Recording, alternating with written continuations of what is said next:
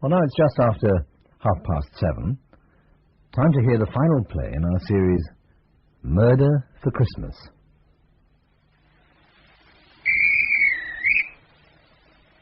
Snarl? Hey? Snarl, is this a train for Snarl? Oh, there's the one, sir. Change it, linger. Linger? I mustn't keep the train waiting. In you go, sir. Out of the cold, cold snow. It looks very crowded. Room for one in the corner, sir. In you go. Right you are, sir. Oh, I do beg your pardon. John Hurt in Appleby's End by Michael Innes. Dramatised by Michael Bakewell.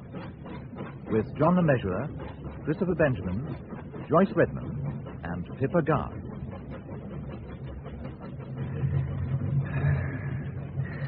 Bare white fields and cattle steamy and dejected in the falling snow. And my travelling companions seem to have taken refuge from the world outside beneath the Sunday papers, the Sabbath devotions of the English nation. Love nest in Lewisham, blunt instrument in Bootle, thin-lipped women between policemen outside assize halls, judges and coroners and detective inspectors from Scotland Yard.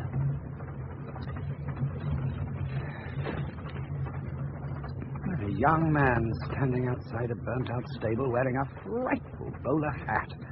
Good God, it's me! Classic crimes. The Gaffer Odger's murder. A triumph for Appleby of the Yard.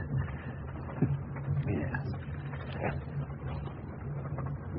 On the 27th of September, 1825, Stevenson drove a train of 34 vehicles at a speed of from 10 to 15 miles an hour. This was on the Stockton and Darlington Railway. It is sometimes possible to feel that our rural railway system has made little progress since. It's tedious enough, I suppose. I see, sir, that you are interested in railway history. Oh, dear me, no. No, in fact, certainly not. I have no interest whatsoever in such a subject. I wonder if I might have the pleasure of lending you a book a while away the journey. There's Dr. Bosson's recent work on the Setists, a somewhat diffuse exposition, I'm afraid. But here is Stutterford on the Monophysites, an altogether more concise monograph, if one may judge by bulk. You're very kind, but I'm afraid that the subject of heresy is of no interest to you. Nor is it to me. Well, now, there are two romances by Anthony Hope, Spratt's History of the Royal Society, Spencer and Tyber on the Tyrannosaurus, a current turf guide, a volume of Livy, two pamphlets on artificial respiration. I think Anthony Hope would be best. The Prisoner of Zenda? Thank you. I suppose that you are a bookseller or publisher? Oh, sir, I have never engaged in trade. Allow me to offer you my card.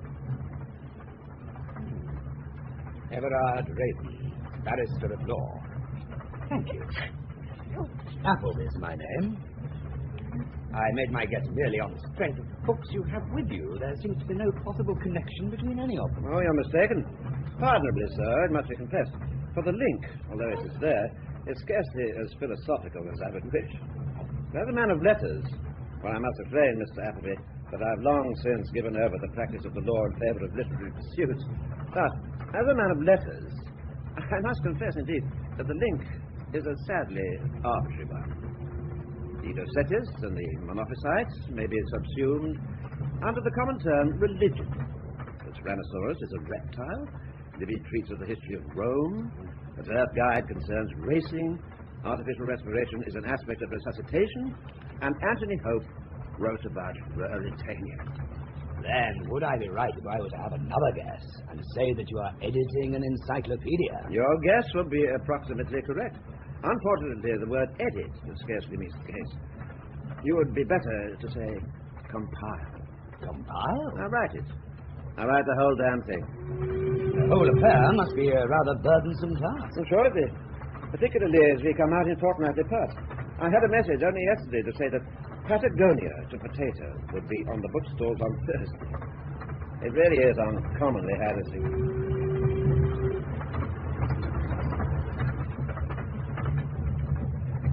A dirty night, Mr. Appleby. May I ask if you go far? I change at Linger Junction. Ah. Well, Mr. Appleby, don't let my idle chatter distract you from matters rotating. The Prisoner of Zenda, being the history of 3 months in the life of an English gentleman.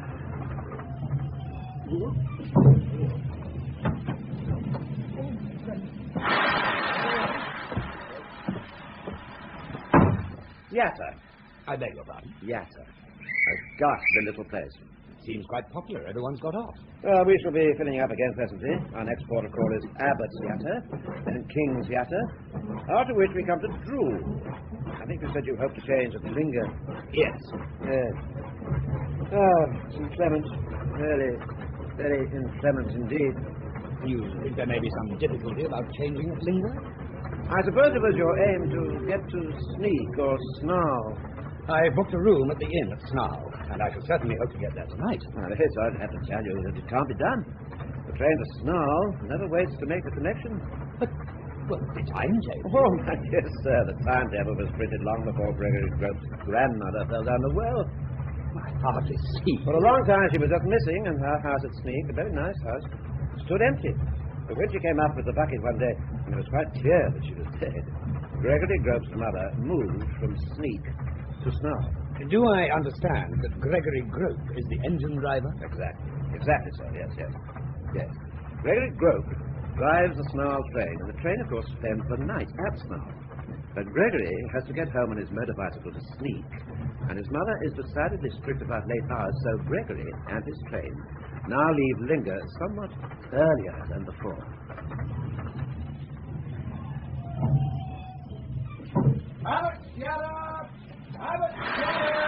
Well, perhaps you can tell me if there is an inn at Linger. An inn? Oh, dear me, no. Well, there's a waiting room. But I think I'm right in saying that the waiting room is used at present for Brettingham Skirl's Gloucester Old Spots. Brettingham Skirl? The porter at Linger.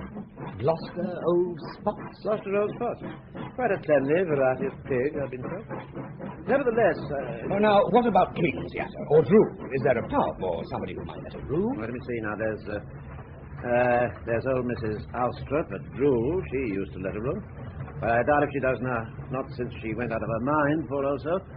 Oh, of course, you might try.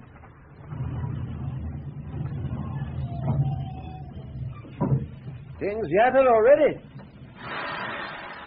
You know the George at King's Yatta? The George? Oh, it's a fine little hotel. Incomparable Stilton and very good draft beer. Oh, that I think, if you'll excuse me, Oh, that well, my dear sir, I'm sorry to say it was burnt down last year by Hannah Hoobin's boy. Oh, I suppose it's still snowing. Heavily. I really think that your best plan would be to spend the night with me. My place is 3 stops beyond Linger. Sleep's Hill, Boxer's Bottom, and my own station, at which a conveyance will be waiting. And in the morning, I think we can promise to get you across to Snarl. Well, it's uncommonly kind of you. Yes, but well, we can decide at Linger. I told you we should be filling up. Here's a passenger coming.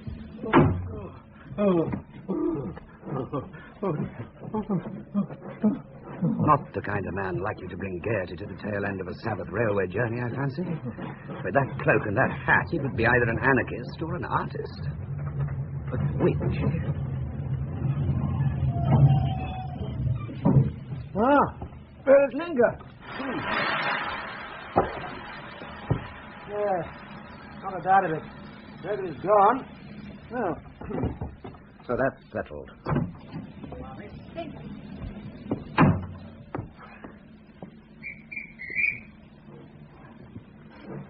What a writer of the old school would have described as tall and slim, but definitely attractive.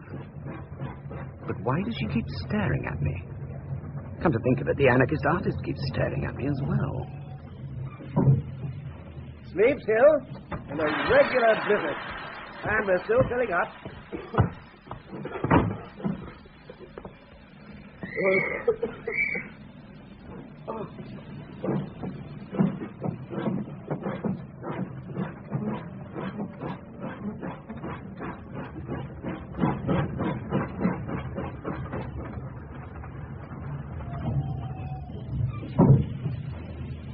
boxer's bottom, and a snowman on the platform. Oh, no, it isn't. It's another passenger.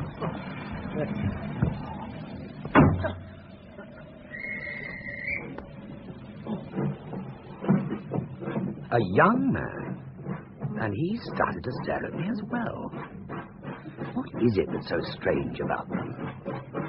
Better take refuge in Anthony here. If you walk through the picture galleries of Burlesdon, among the 50 portraits or so of the last century and a half, you will find 5 or 6, including that of the 6th Earl, distinguished by long, sharp, straight noses. A nose. That's it. All 5 of my fellow passengers have the same long, straight nose. Mind you, it looks quite attractive on the girl. If it weren't for the fact that they haven't uttered a single word to one another, one might suppose some degree of kinship between them. Is the nose a consequence of sustained inbreeding?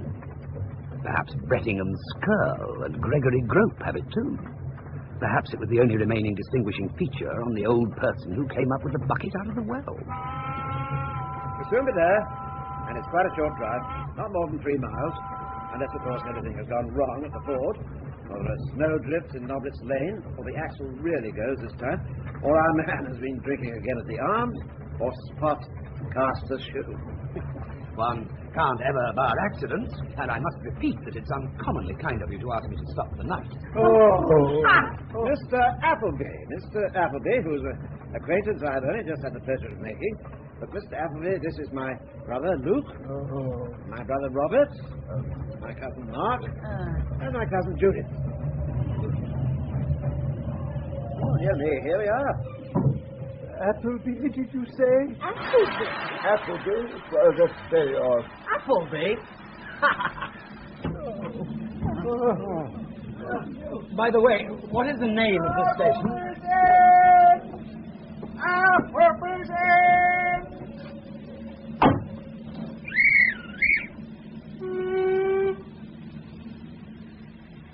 Heyhoe! Heyhoe! Heyhoe! Heyhoe! Heyhoe! Heyhoe! Heyhoe! Heyhoe! Heyhoe! Should I join in? Is this the proper thing to do for passengers who arrive at Appleby's end? Or is it a ritual peculiar to the Ravens? And what about an Appleby? Oh, well. Hey-ho, hey-ho. Hey-ho. Where the deuce have you been? I'm going to eat my dinner. A most perfidious and drunken monster, with the face of a raven. I'm going to eat my dinner. Now, Mr. Appleby, if you care to take your place in the family coach. You did remember to bring the footwarmer, Heyhoe. There ought to be just room inside for all. No. Oh, you mun have potatoes. Potatoes, Heyhoe? What do you mean? You mun have potatoes, and the hens mun have corn, and the cow mun have cake, and Spot mun have his bottle of hay. It is all taken up. I suppose he might just fit Judith in on top of the sacks. But to the rest of us, it looks like the box. And the boot. Perhaps some of us had better walk. But it would be a shame if we didn't manage to get Mr. Appleby inside, too. Please don't concern yourself about me. I can quite easily... Right. Plenty of room for Mr. Appleby. Push him in.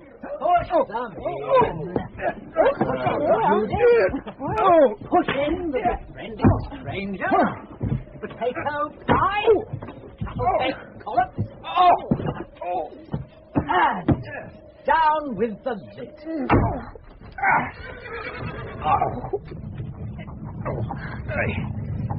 Mr. Appleby, where are you?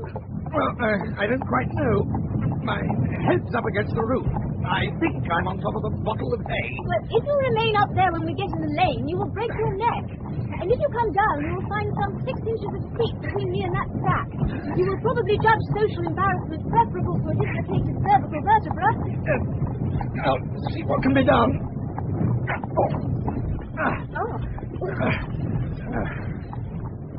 It's a very tight fit.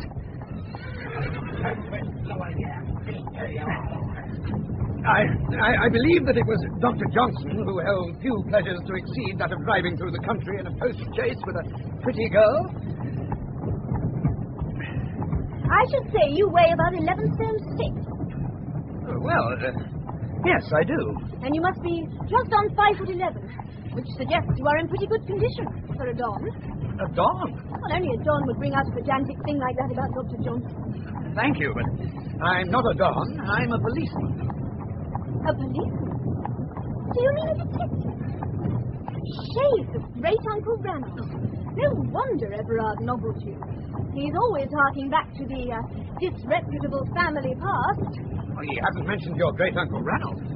Was he someone who had to be,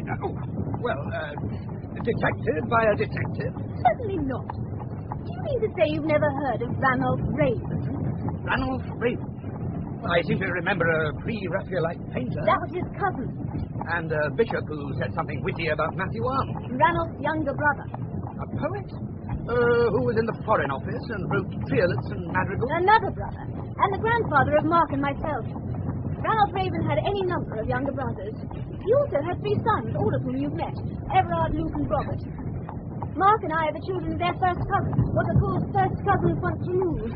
That's why we say cousin to them, although they're enormously old. Are you uncomfortable or just restless?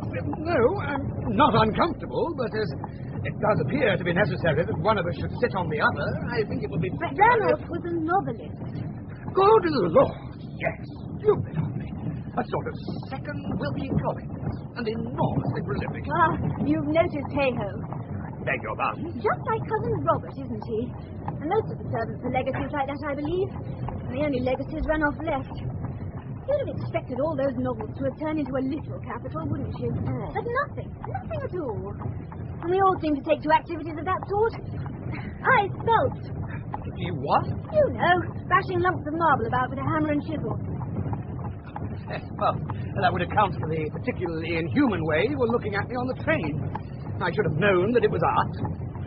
Anyway, there isn't a bean in it, which is why I've sponged on Uncle Everard and his encyclopedias and things like the rest of them. Anyway, what are you after? After? Well, you're obviously snooping around. My dear Miss Raven, I assure you that it's only the merest accident that...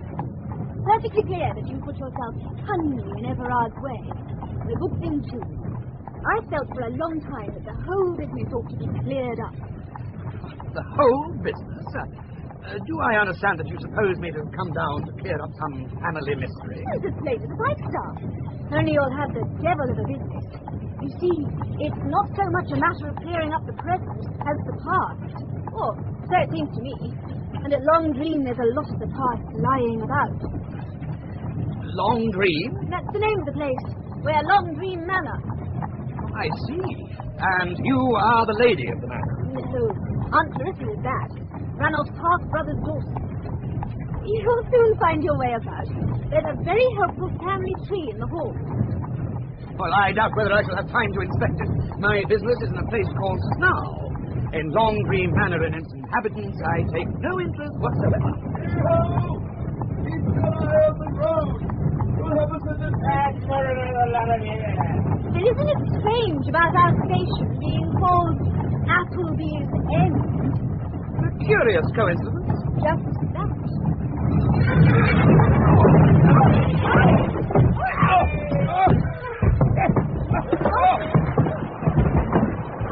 Oh. Would you say it was the axle or just spot casting a shoe? Neither. It's the forward. We're stuck in it. Good Lord.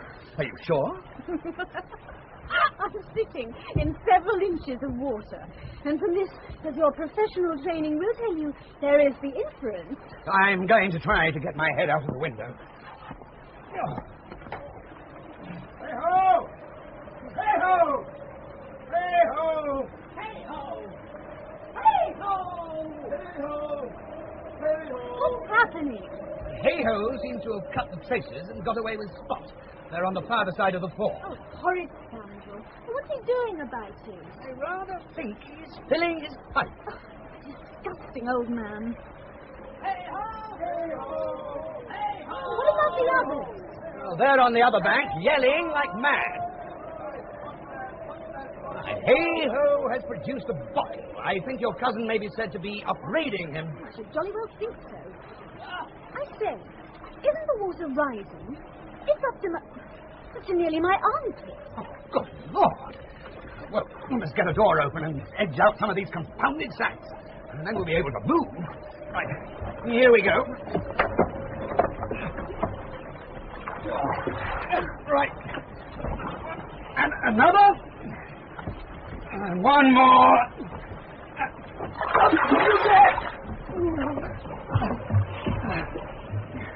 And the potatoes won't come to any harm. But about the cake for the cow, I don't know at all. And as for the books on reptiles and religion and resuscitation... I don't know what you're talking about. Do we wade or swim? Wade, I think. Lord, we're floating. We're spinning right at top. We're certainly on the move. Oh, my God. We'd better swim. Well, better wait. There's a shark there. He'll probably be washed up on the bank. It's coming up. Certainly hasn't drowned him. What happens after the bank? Well, then you come to the river. The river? It's a dream. Gets quite broad here. Oh, here comes the moon. Absolutely grotesque. It might be on the Volga. Of course, there isn't much of it like this. It narrows about a mile down. Why don't we sink? Heaven knows.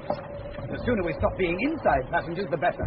It's either swim straight away or climb to the roof. If the first, get some of your clothes off. If the second, don't. We'll try the roof. Swing the door open and see if we can climb up by that. And as for clothes, the wet skirt is likely to be a nuisance in any case. Let's get rid of it now. After you. Right. Up you come. Safe and for a moment. Reasonably sound. It's rather restful. If this were August, it would be altogether romantic. I should forget my discarded skirt and the fact that my legs are beginning to feel rather chilly. I should look back and dream of my wonderful policeman. How delights I should recall were dolphin-like. But his conduct was irreproachable, and his conversation uniformly improving. Oh, bless you. But as it is, I'd swap you without a moment's hesitation for a bowl of hot soup. And it's a pity there seems to be nobody abroad at this hour. We should become a legend that would haunt the countryside for generations, don't you think? Well, quite enough legends already. All this is the Raven country still, you know. Is it indeed?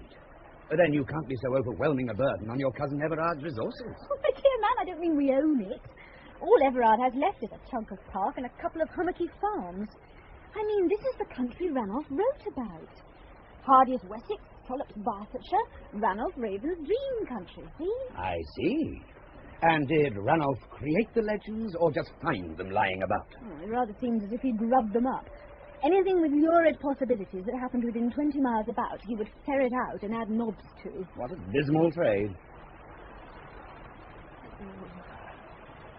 I think this moonlight voyage has gone on long enough. I vote we swim. There's a 5-mile walk ahead of us already. No chance of dinner. By Jove, we're drifting straight inshore. Come on, we'll make dinner yet. When I say jump, jump. Don't be silly. I shall jump when I think it's a good idea myself, and if it's me that falls in... No! Oh! Are you all right? Oh, fine, thanks. Where the deuce is your coat? I left it on board. Too heavy and flappy to risk jumping in. Oh, here, put this on.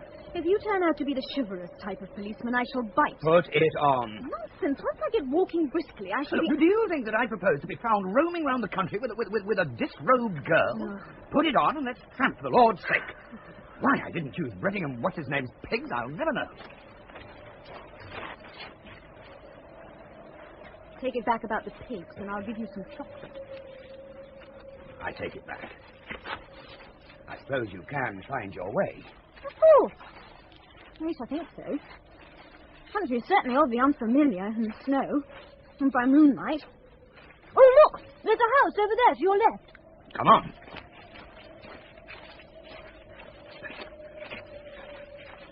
It isn't a house, it's a haystack. I suppose that means there must be a house of sorts somewhere nearby if we follow this fence. Well, I say, I've been told that haystacks are most frightfully snug. One takes off one's wet clothes and burrows in. At first, it's extremely prickly, but presently, a delicious warmth... I don't believe a word of it. A delicious warmth steals through every limb. Oh, come on, let's try. Hold your coat while I get out of these wet things. There'll be rats. Rats. Yes, rats. Place teeming with them. Oh, I said rats. I believe you think it's improper. Here's a ladder. Come on. Or shall I draw it up after you? Leave it where it is.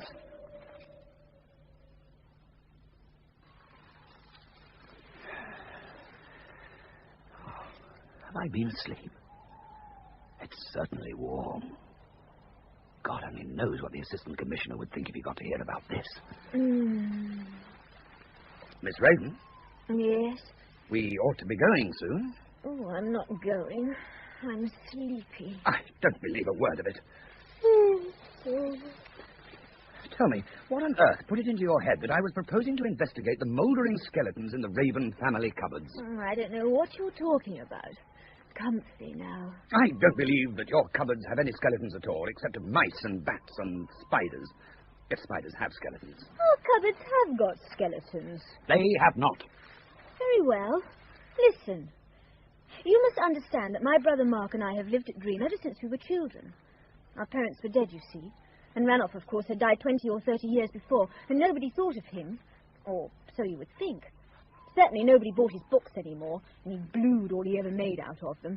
So it was quite a time before Mark and I found out that there was a Ranulph Raven legend. What you might call a popular legend.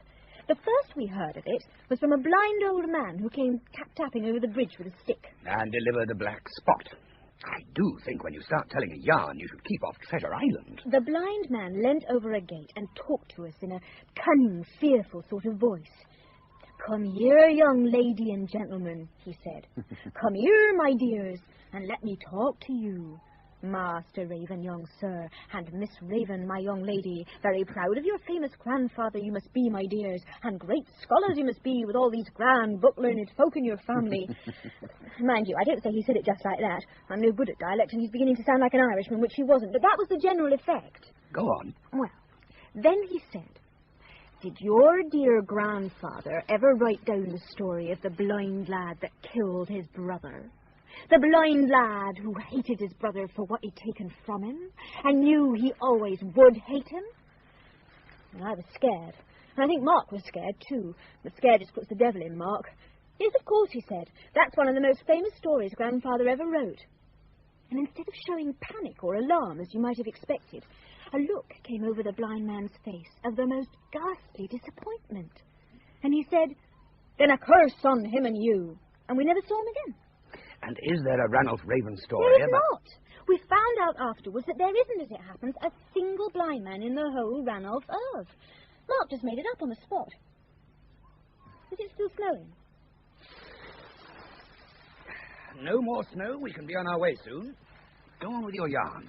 Well, Mark and I discovered that Ranulph had a reputation among the peasantry for having possessed prophetic powers.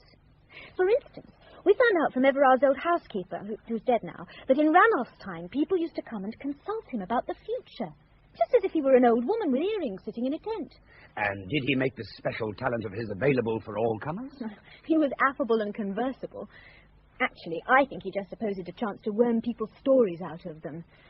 Doesn't really seem promising to me. So few people have stories worth speaking of after all. I'm sure I haven't. A woman without a past and without a future, whom no novelist could muscle in on. What are you doing? Putting some clothes on. You sure it will be empty? What? Your future. Oh, I suspect so. I suspect it's going to be quite different. Still, there's the point. What point?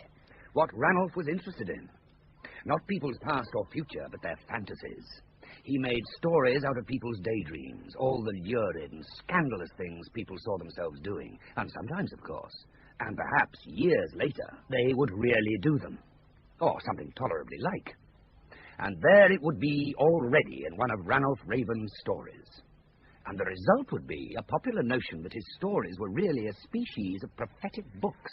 So, the blind man... As a lad, he cherished a nasty plan to liquidate his brother. But he remembered having let it out to Ranulph. So he had a fear that it would be a pretty risky business to commit a crime which might have been put into a book donkeys years before. Hence his fury on being told by your brother that there was such a yarn of Ranulph's. I must say you have quite the professional touch. Is the ladder still there? Yes, it is. Time we were off. I would call it extremely nasty. Listen, this story of yours is all fibs. Yes or no? No. The whole story of the blind man is gospel. Why? Because for some reason you don't seem very proud of it. In fact, you seem less pleased with it every time we look at each other. Oh, what rot. It's just that the whole Ranulph business is so tiresome, I suppose. But surely it's all past history now. I suppose it is. Come on, let's go. Appleby's End.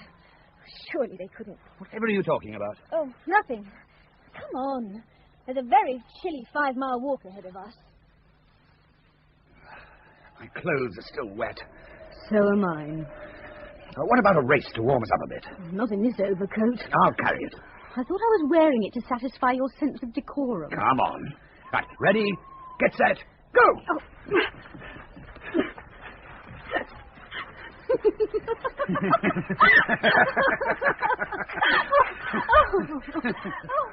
You better. Oh, much. Right then, go on with your story. Oh, you'd only laugh. What do you mean? Well, you probably think it's all rot. But the fact is this, that every now and then, Ranulph's ghost pops up and does something rather ineffective by vindicating Ranulph's character as a seer. Mr. Appleby? John? Didn't you hear a shout? Or a cry? A shout is likely enough. How far are we from home now? Oh, not more than a mile. I suppose they may be hunting for us. Let's dodge them. We'll turn into the wood at the bottom of this hill and take the bridle path. That brings us straight into the stables. You were telling me about Ranulph's ghost. So I was. Why did you say he was ineffective? Because it would take a Ranulph expert to understand what was going on. But what is going on? Ranulph's stories. Are you suggesting that the ghost tries to arrange things so that some of his hoary old tales start coming true 40 years on? Something like that. I'll give you an example. There's a story of Ranulph's called The Coach of Cacus. You'll remember that Cacus was the son of Vulcan and a cattle thief. He confused people of my profession who might be around by hauling cattle about backwards by their tails. Anyway, this story is about a coachman who got away with something nasty by harnessing his horse head first into the shafts and making it back away through the snow or mud or something, tracks appearing to lead in the wrong direction and throwing people off the scent. What do you think of that? Singularly little, I'm afraid. The carriage wouldn't go straight, and anyone knowing horses would only have to glance at the tracks. It happened to Heyhoe. Heyhoe? Last winter, in snow just like this. Oh, we'll turn off here. There are several dips that are sure to be full of drifted snow, but it's a shortcut. You were saying that Heyhoe... He'd gone into the local pub one night when he was supposed to be doing something else. He left Spot and his cart outside, and when he came out, the brute was harnessed in the wrong way round, just as in the Coach of Cacus. The ghost of Ranulph, you see, amusing himself by playing variations on his own story. And Heyhoe was so tight that he couldn't make out what had happened. He tried to drive through the village. Oh, damn! Yuck! Gone right up to my knees. Up you come! Oh. Evidently one of the dips you mentioned. Nothing like keeping up the evening's fun to the very end. But surely the whole thing was a practical joke by somebody who knew Ranulph's Cacus yarn. Your brother, most likely. Mark's not much of a Ranulph fan, and he didn't even know the Coach of Cacus. Sure? Quite sure. Mark and I have an agreement not to tell lies to each other. It's extraordinarily convenient. No doubt. Of course, it was just a joke. And funny. But the point is, it's only one of a number of incidents. Incidents not funny. Usually slightly sinister, but always extremely ineffective. And they're all hitched onto the Ranulph opera. Yes. I see. But even if ineffective, these incidents seem to have been on your mind, and you call them sinister. There's really something about them that upsets or scares you. Scares me? Oh, rubbish. That blind man affair years ago may have scared me, but I was a kid then. Nothing scares me now. Heyhoe! Oh! Heyhoe? Or rather, Heyhoe's head. A great loss. Sugar, Mr. Appleby? Thank you, Miss Wren. For Spot, that is to say. Dead. Reach me over the ham. Hell. Hell? This place is too cold for hell. Hell is murky. Plenty of coffee. Rainbird always rises to the occasion. I'm very glad it wasn't Rainbird. Rainbird? Yes, Ma'am. I'm glad it wasn't you. Disorganization inside the house is much more trying than outside. Thank you, Mom. Look here. Is there something queer about Heyhoe's death? I don't like the feeling of all this a bit. I didn't like the manner of the people who brought him back. What's it all about? His head. His head was lying on the snow. On the snow? No, you've got it all wrong, my dear. The poor old chap's body's up there in his room. His head's on his shoulders, all right. Was I just seeing things? We came around a corner and I thought I saw Heyhoe's head lying there on the snow. His eyes were glaring. It was a snowdrift. He was buried up to the neck in snow and quite dead when you saw him. Naturally, it gave you a bit of a turn, and Mr. Appleby carried you home. Do you know that you had straws in your hair? Just as if you were a distraught heroine. Oh, Robert, it was hay. Mr. Appleby and I had been tumbling in the hay. Tumbling in the hay? Was not that rather unseasonable, child? And indeed, rather... Clarissa, the events of the evening are still distinctly confused, but we are extremely grateful to our guest for having looked after Judith so well. And now I think it would be wise if we went to bed. There's no denying that a certain amount of awkwardness awaits us in the morning. So, a good night's sleep. Awkwardness? Rainbird, there are plenty of eggs and so forth. Coffee beans? Oh, yes, Mom. I fear, Clarissa, that you don't quite apprehend what I mean by awkwardness. The awkwardness will be with the police and with people of that sort. Oh, no doubt there will be policemen. But Rainbird is perfectly competent to entertain them in the servants' hall. Judith, dear, why are you making faces at me? Because of Mr. Appleby, Aunt Clarissa. Mr. Appleby is a policeman. Oh, is he indeed? Nowadays there are so many interesting careers, are there not? I was referring to the local constabulary. And will someone tell me, by the way, why the police should be interested in Heyhoe's death? Now, if it had been Rainbird... My dear, it appears to be the general opinion that it is impossible to bury oneself up to the neck in a snowdrift. It would seem, therefore, that somebody must have deliberately dug the unfortunate old man in. Do you mean that Heyhoe has been murdered? It rather looks as if it must be called that. Oh, no doubt it is Hannah Hoobin's boy. Only last month he stole a turkey from the Mercos. Judith, dear, and why that hysterical laugh? I was only yawning by way of preparing to go to bed. Rainbird, Mr. Appleby has been most kind to me. Do see that he has soap as well as towels, or towels as well as soap. Very good, Miss Judith. Good night, everybody. Aunt Clarissa, come along. Good night, Judith. Good night, Clarissa. And I think we ought to be off, too. Yes, I think it is time to call it a day. Or shall we have a cigar? The new Millennium people send down a box every time we tick off a letter. Yes, we'll have a cigar. And Clarissa may well find the smoke oppressive in the morning. In which case it will be better to move to the library. Which will at least give Mr. Appleby the opportunity to feast his eyes on Theodore's fantasies. This way, Mr. Appleby. Come along. Follow me. Now, the waxwork figures of the collection of Adolphus, Raven. Well, they are certainly remarkable, but why are they all... Mongolians? Well, Adolphus joined the Romish communion and was appointed Bishop of Mankus Sardike, which gave him ample scope to assemble the collection. The collection was something of a landmark in its own field. Only a few years ago, the whole thing was mounted by a museum in Idaho, I think, or perhaps it was Oregon. Only there was a hitch at the last moment. They didn't see their way to pay. I shall go to bed, Everard. All right, you do that. Good. Now, come along, Mr. Appleby. Come along. All right. Here we are. And how pleasant to see such an excellent fire. This is the library, Mr. Appleby. The library? Yes, I see that you're somewhat amused by poor Uncle Theodore's marble. Most of it, of course, is in Judith's studio, but the choicer pieces were brought in here. The nubile lady who is joyfully leaping onto the bull is the rape of your roper, although she's been compared to a bareback rider in a circus. The youth, clasping what Mark insists is a beer barrel, is genius guarding the secret of the tomb. Would you like a cigar or something? Of course, this sort of thing is not exactly in modern taste. I myself prefer Judith every time. Indeed, a few years ago, we explored the possibilities of selling Theodore up. But, you see, there seemed to be very little public interest in his work. Let me light you up, Mr. Appleby. Oh, thank you. Books, on the other hand, always have their price.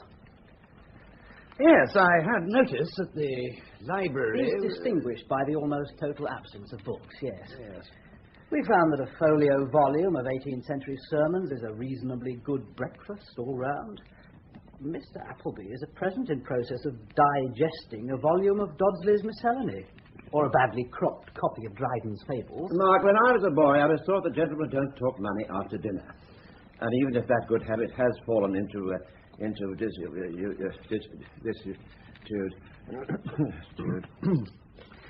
I suppose that Heyhoe was a fairly elderly man. Older than any of you. Heyhoe? Yes, old as the hills, poor old chap. Must have been a stable lad about the place when I was a babe in arms. About a contemporary of Rainbird, I should say. And you, Robert? Well, Rainbird and Heyhoe were both born some years before any of us. Judith was telling me some story about him and the horse. Spot, isn't it? She said there was some kind of connection with one of Ranulph's stories. I didn't quite understand it. Spot? Oh, that. Well, I suppose she felt the necessity to entertain you with something. Did she tell you about the blind man when we were kids? Yes. Yes, she told me about that. Oh, that old family story. I haven't heard it mentioned for years. What Judith must have on her mind is the business of the coach of Cackless and the other affairs of that sort. Luke's tombstone, for instance. Oh, your brother has a tombstone? A Christmas present. Somebody sent Luke a tombstone. And what could better hit his taste? Yeah, I don't suppose, Mr. Appleby, that you happened ever to have read my father's Paxton's Destined Hour? It's about someone called Paxton who is strolling past the sort of place where they make tombstones when his eye is suddenly caught by his own name. He finds he is reading his own tombstone, complete with the date of his death. But I read a story like that, and certainly not by your father. Yes, quite. Quite so, yes, but these things do happen. Only Luke didn't just see a tombstone. Somebody sent him one by rail, complete with date of death. Reference to Paxton's Destined Hour was obvious. And how did your brother feel about it? Well, to start with, he went around telling everybody, and that was awkward, for some little reporter creature on our local paper got hold of the story, and it looked as if Luke was going to be thoroughly pestered. Fortunately, Everard's solicitor, who is a family friend, was here at the time and stopped any fuss. After that, Luke began rather to hug the thing. May it be said to account for his present, rather elegiac mood? Well, I shall hardly say so. Luke is commonly like that. But as the date approached, what you might call Luke's destined hour... You mean the date's past? It's all over? Oh, dear me, yes. How long ago was it, Everard? Oh, 6 months or thereabouts. Yes, the appointed day must have been not without its discomfort to a man of naturally morbid mind. But the day came and went and nothing happened. We scarcely know whether Luke was really disturbed. Anyway, the day just passed. Luke still has the tombstone. He says that only a little alteration will be necessary, and it will do later on. Oh, dear me, how late it is. We really must be getting Mr. Appleby to bed. Mark, we said just a ring for Rainbird, would you? And Billy Bidewell must be told to take Mr. Appleby to Snarl in the morning. And I hope, my dear sir, that you will come back to us when your business is transacted. Thank you. Judith, I'm sure, would be anxious to have your opinion of her work. You rang, sir? Rainbird, kindly provide our guest with a candle and see him to his room. Yes, sir. Good night, Mr. Appleby. Good night. Good night. Good night. Before she went to bed, sir, Miss Judith handed me this note. It is for you, sir. Thank you. Dear Mr. Appleby, there is nothing corresponding to the death of Heyhoe in any of Ranulph Raven's works. You are to sleep in his room. Everything he published is in the bookcase near the door. I hope you have a safe journey to Snarl. Yours sincerely, Judith Raven.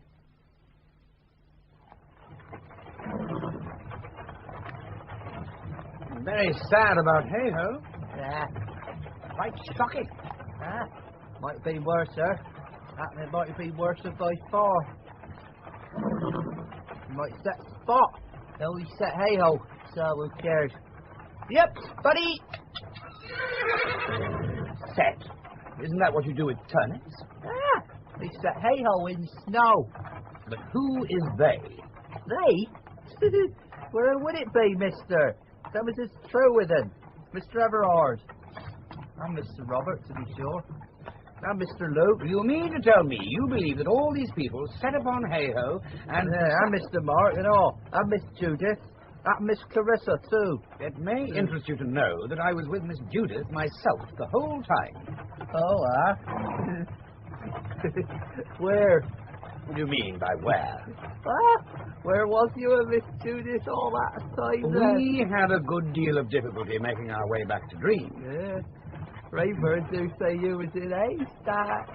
Certainly. It came on to snow very hard, and we had to take shelter by a haystack. Rainbird do say in a haystack. Quite so. Surprisingly warm. My good fellow, what should put it into your head that your master and his brothers could possibly have anything to do with the death of Heyhoe? God, ravens are down out like other folk.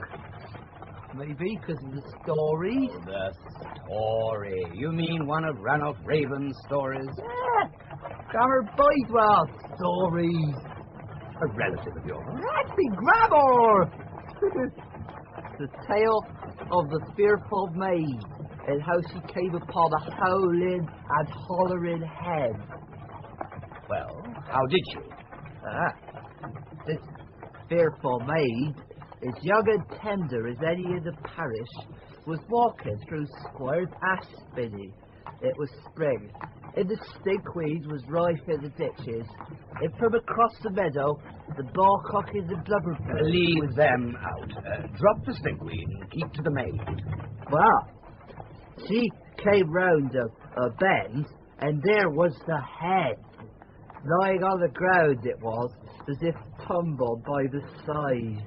And it rolled its eyes, and foamed at the mouth, and howled like all the souls of all the damned in hell. It was the head of the squire himself, and it squinnied at that fearful maid, and her wit left her, poor tender Pete, and never more words spoke she, but to howl and holler like the head. And Squire was offended at that and turned her out of the parish. Squire? You mean the same Squire? The one who had lost his head? Yeah, he had no more lost his head than I have. It was all the work of a great doctor famous in those days. Amid the strange cures he had, and he tried earth baths on the Squire in the ash spinney. The Squire was set there regular by a valet. Only this time the valet had forgotten, tarried too late in the tub. I see. Do many people know of the story around these parts? Yeah. Gammer never told that story to no but me. She kept it, right? Because I so like to be thinking of that fearful maid. Hey, mister, you must know a powerful deal about maids. Billy, I think you had best stop here. I'll walk to the inn. Heaven knows what you might decide to blurt out in front of the chief constable. Have a port. Awkward business, this. Any port in a storm. As you say, Colonel, an awkward business. I haven't been told a thing about it. Only that it is rather odd. What has happened? Happened?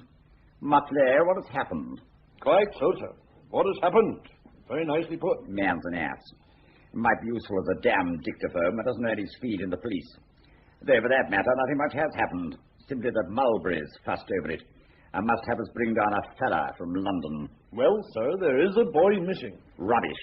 Half-witted boy, nothing more. Would that be Hannah Hoobin's boy? Well, I'm blessed. Not a friend of Mulberry's, by any chance? He has some deuce odd ones. I don't know Mulberry. Sir, Mulberry farmer, Lord Lieutenant. Big man down here. Old friend, too. Wouldn't have asked them to send you down else. I think I'll take you over to luncheon with him. You seem perfectly presentable. Thank you very much. Mutlow, you can go away. No further use for you. Very well, Colonel. No, stop. Give Mr. Appleby your appreciation of the situation. Avoid prolixity, incoherence, and irrelevant detail. Very good, sir. It's an affair of statues, like. Of statues? And a waxwork. A waxwork? Dictaphone habit catch in. And seems to me all to have come of Sir Mulberry's getting a litter of pigs. Gloucester old spots. Ah, from Brettingham's Skirl at Linger, no doubt. Here's another glass of port. Thank you. Well, Sir Mulberry got this litter of pigs a good time back, and one of the pigs was a male pig. Man means a boar. Thank you, sir. That would be the technical word, no doubt. Well, one morning, Sir Mulberry goes over to have a word with it and finds that it's been spirited away overnight. Only something else has been left in its place. A great boar in marble or some such stuff that must have weighed pretty well a ton. Did you ever hear of such a crazy thing? Lot of nonsense, but it worries him, it seems. Keeping it as quiet as possible, but asked to have you sent down here. Glad to know how you explain it. I'm quite unable to explain it, I'm afraid. It sounds nonsense to me, too. Pity. Disappointing. Should have asked for an older man. Fellow with more experience, no doubt, but as wise at once. Very probably. However, presentable at least. So, come along. Possible that when you have a deco at Mulberry, the truth will dawn. There it is. All 2 tons of it. Queer thing. Gave me quite a turn. I don't mind admitting it. Ghastly. No pig looks like that. I was wondering if it might have been stolen from a museum. It had some letters carved on the back. T.R.? T.R. Dash me, how did you know? Just an idle conjecture. A spot of luncheon wouldn't be amiss.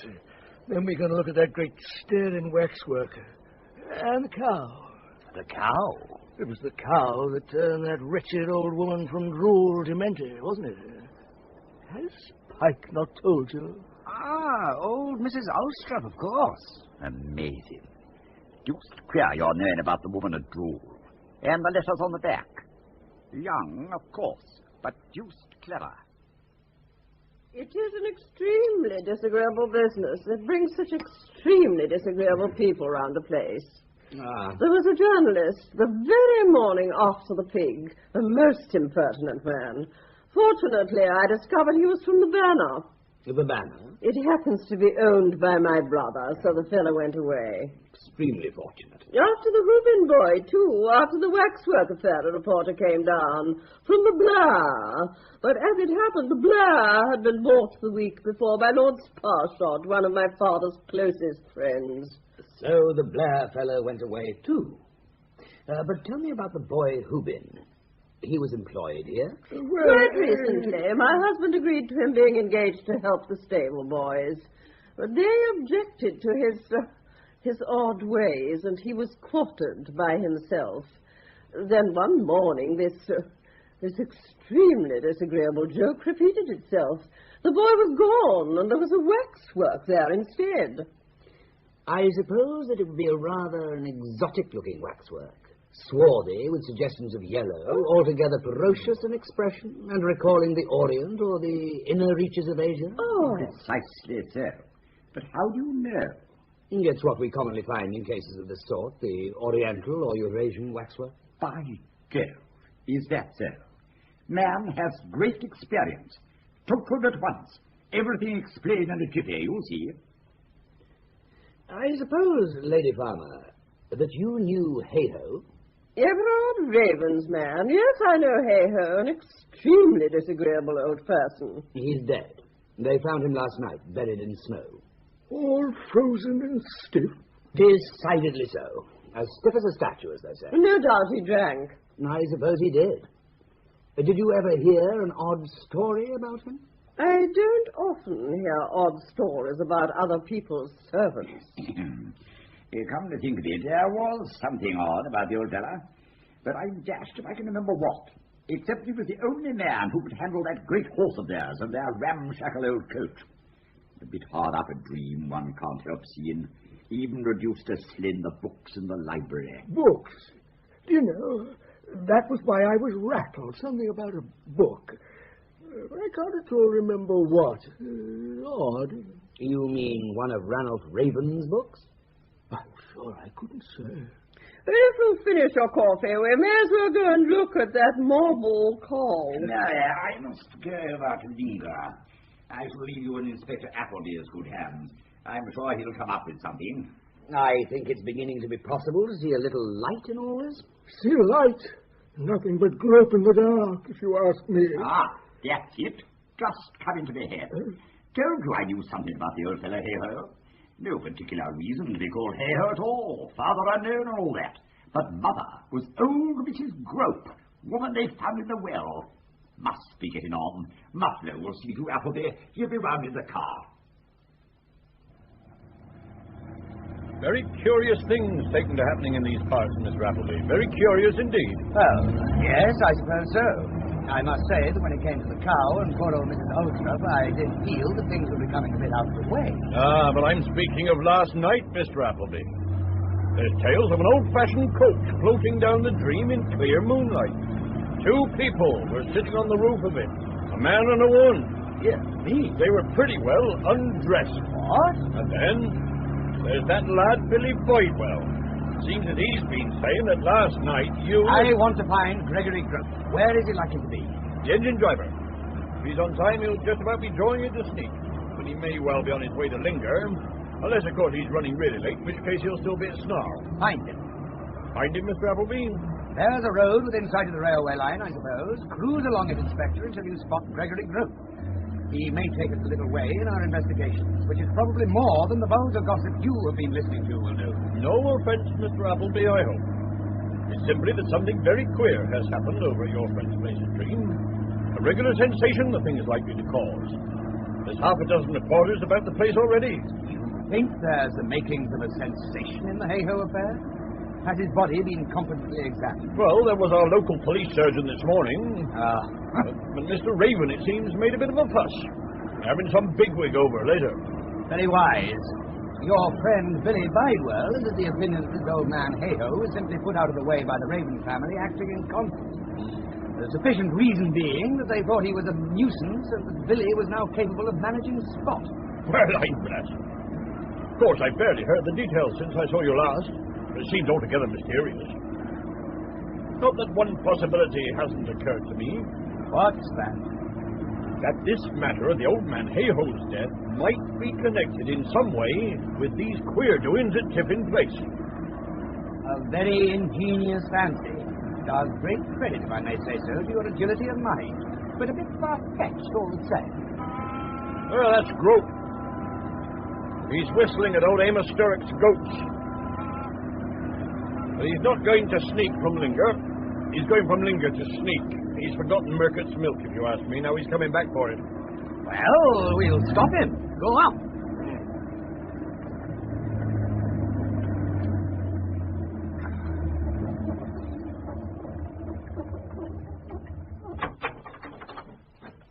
Stop!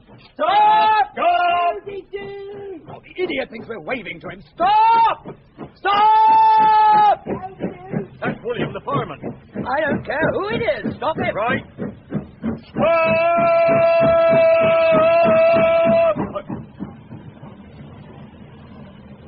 He's stopping.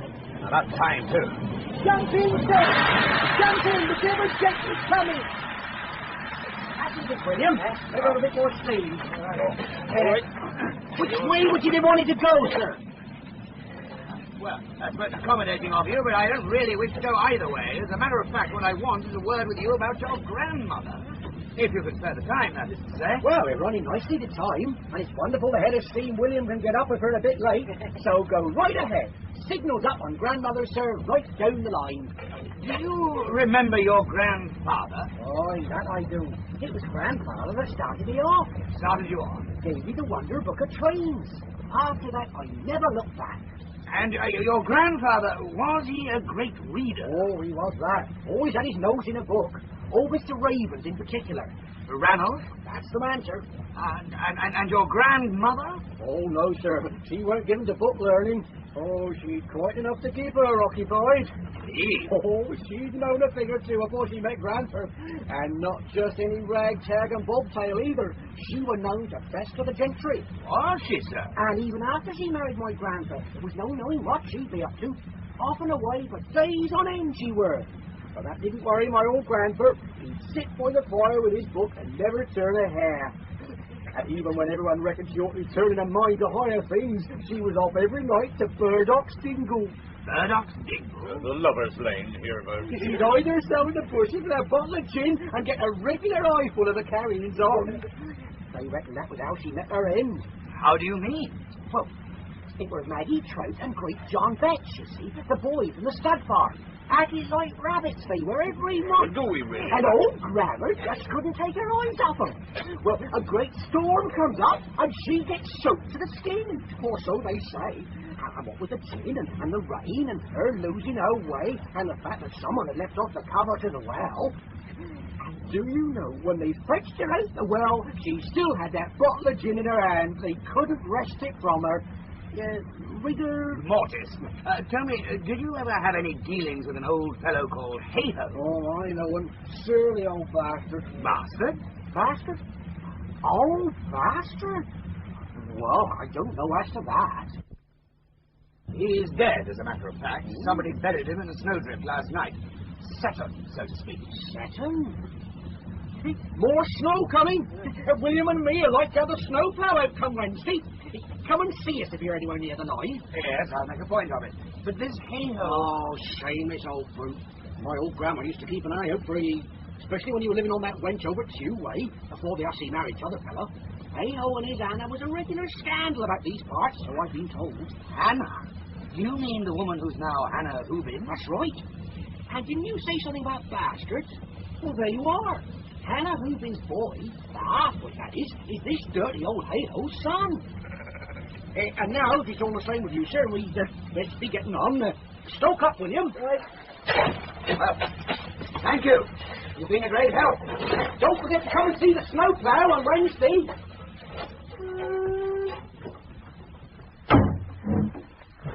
Where now? I think it's time we had a word with Hannah Hoobin, and if possible, take in old Mrs. Ulstrup on the way. Oh, Mrs. Ulstrup? The woman who milked the marble cow.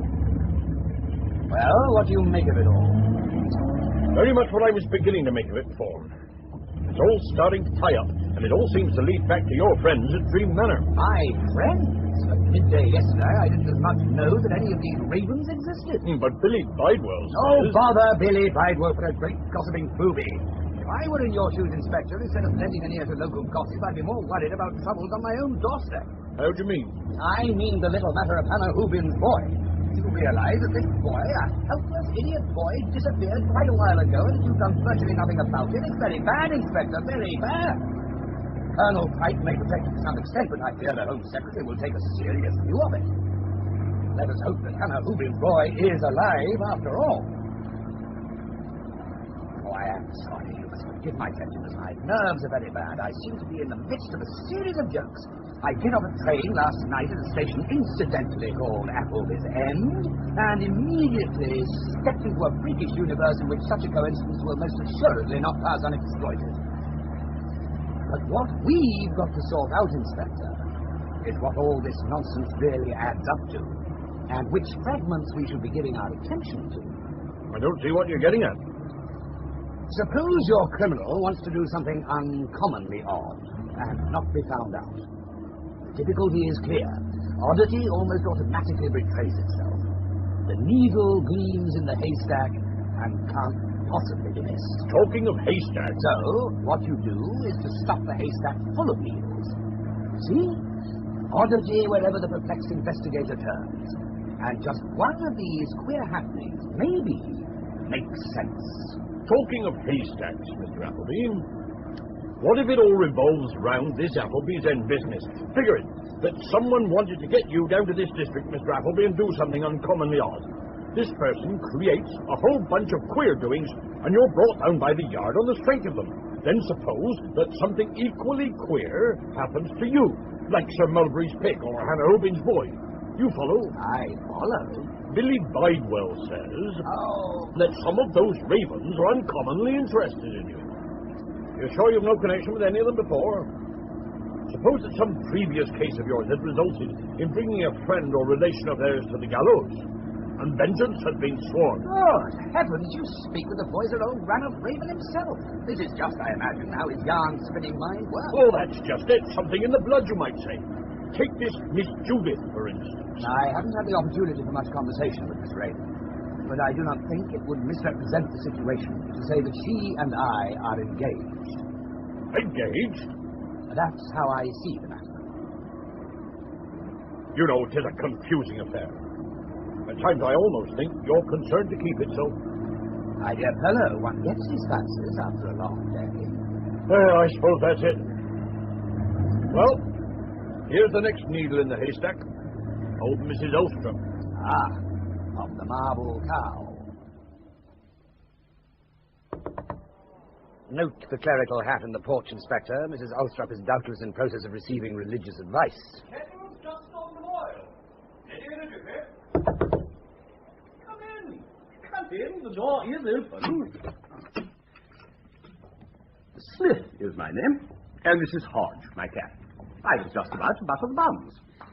Perhaps I should explain. At a guess, I should say that you were a couple of policemen come to inquire into a theft of poultry. You are quite right about our calling. This is Inspector Mutlow of the Yatter Police. My name is Appleby, and I am a detective inspector from Scotland Yard. Can you butter scones? Well, Capital. Both halves, if you please, and don't stick them together again. Mrs. Ulstrup is naturally something of a connoisseur in butter. Mr. Mutlow, I will trouble you to put that plum cake on a plate. The plate with the cow. The sacred animal is, as you can observe, everywhere in evidence. Milkers on the mantelpiece, 2 china cows from the old dairy at Boxer's Bottom. The oleographs are after the manner of keep. Can you tell me if all this is a recent development with Mrs. Ulstrup? Oh, dear me, no. It is innate, Mr. Appleby. Or virtually so. As the Roman twins were suckled by Hugh, I have sometimes supposed that Mrs. Ulstrup must have been suckled by a Frisian. Or a Josie. And ever since girlhood, she has been celebrated in this part of the countryside for her skill in vaccine aldrums. I gathered she has been a milkmaid. Capital! But stay. I think I hear Mrs. Ulstrup coming from her room. Inspector Mutlow, be so kind as to open the door. Oh, right.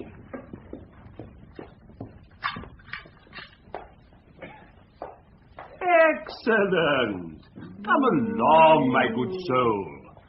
Admirably buttered scones, and not at all a bad plum cake.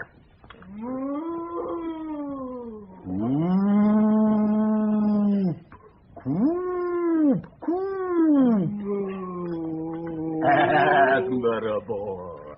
A cup of tea. What might be termed a vacillating nature. I understood that the disorder we are witnessing had its origin quite recently in a distressing experience to which Mrs. Ulstrup was subjected at Tiffin Place. But it appears from what you say and from the decorations and embellishments of the house... Oh, quite so, quite so. Mrs. Ulstrup's misfortune, for so I suppose we must regard it, has been much exacerbated since her return from Tiffin Place. She hadn't been there a week before she was back here with some tale about a cow that had been turned to marble in the night. It's true. True? Oh, dear me. Could it be some prank of the stable lads? But no.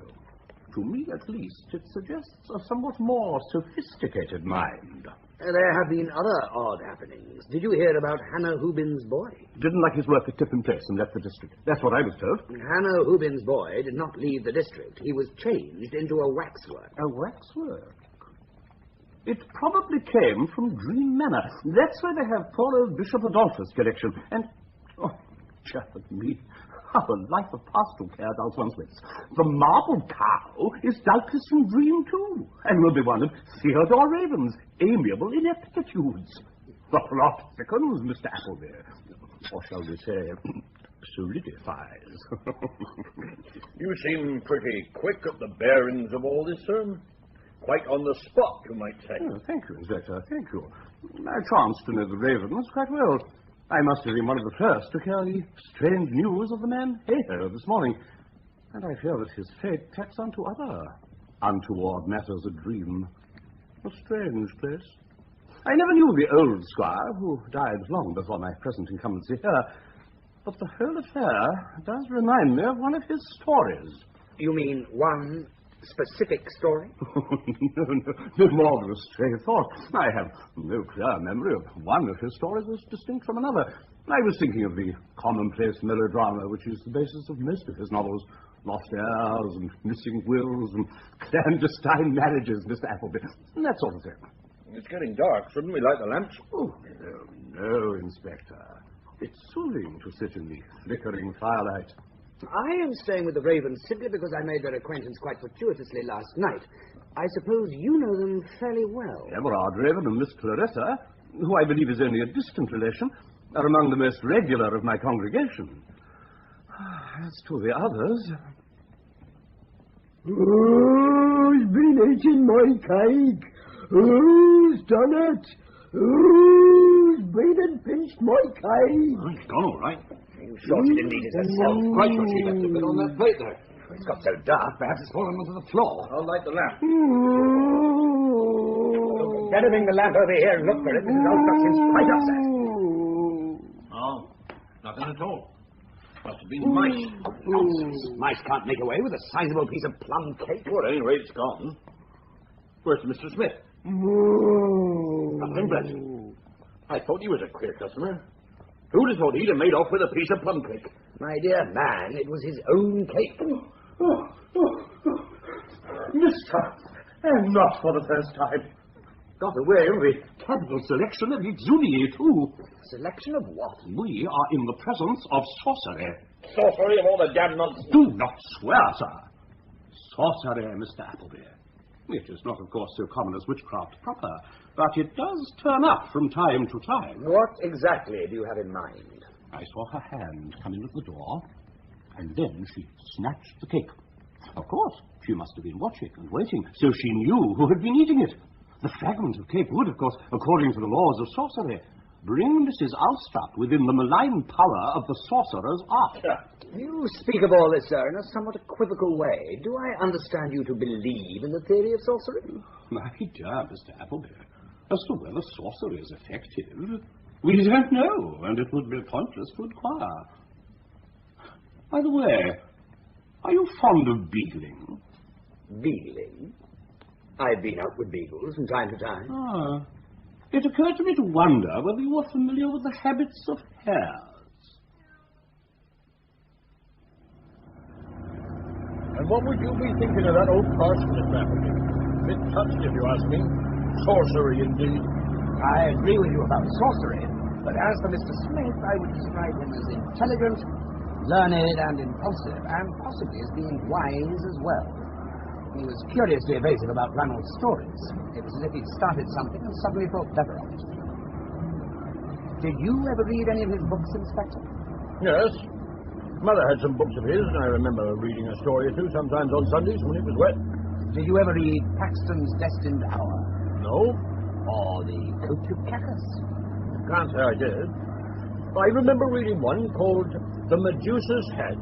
Called what? The Medusa's Head. I don't know why. It was about a family portrait that seemed to have the power of paralyzing any living creature that looked at it. First it was the owner's canaries, which had been hung in a window in the picture gallery. Then it was his dog. It was found staring at the picture, cold and stiff as a statue.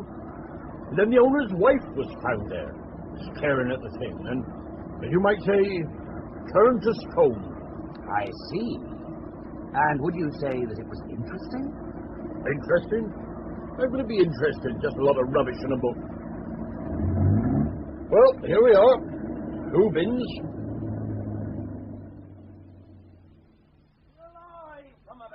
The lie more in my hand, and I'll take a more in your ugly muffin. Yes, you is it, Nick? Not a mite too soon. What's going on? Come in and turn the big man out. What big man? What are you talking about? The big man, Skirl. He's been trying to steal my pig. Turn him out. Come on. They're out in the yard. All right, come on up. Is this order? You've got the law on you and you know it. Give it up or pay the money now. I'll have you before the sessions. I'll have you jailed. Then I'll take him back for myself. No, take the hands off him! No, then. Let's have a look at that order, Brettenham Skirl. All done according to the law before the magistrate. And where's the pig? There he is, in the sty. Yeah, look at him.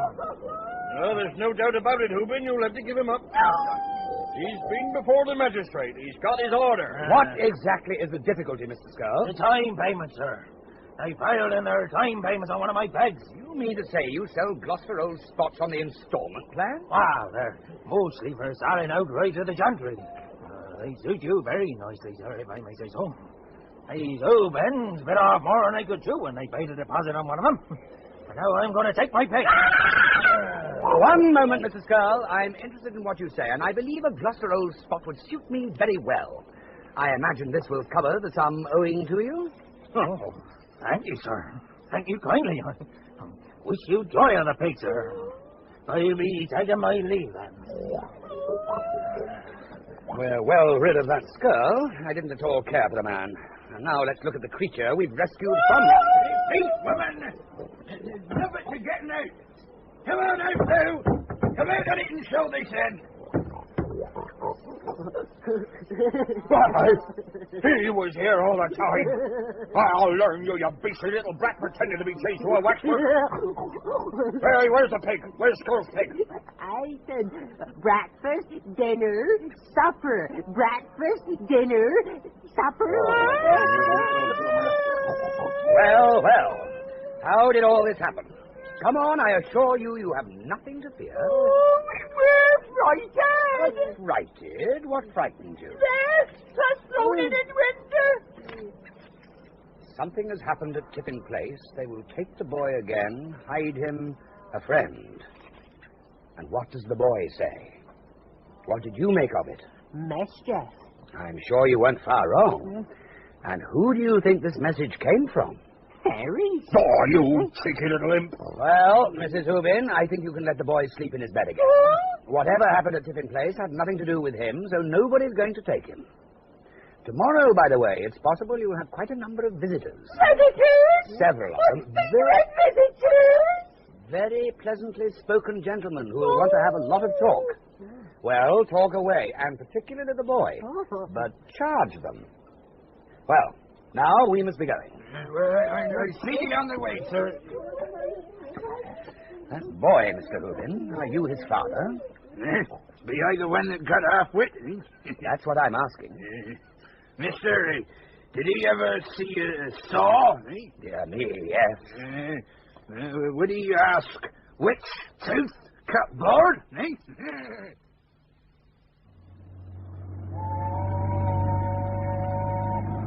That'll be Gregory Grope.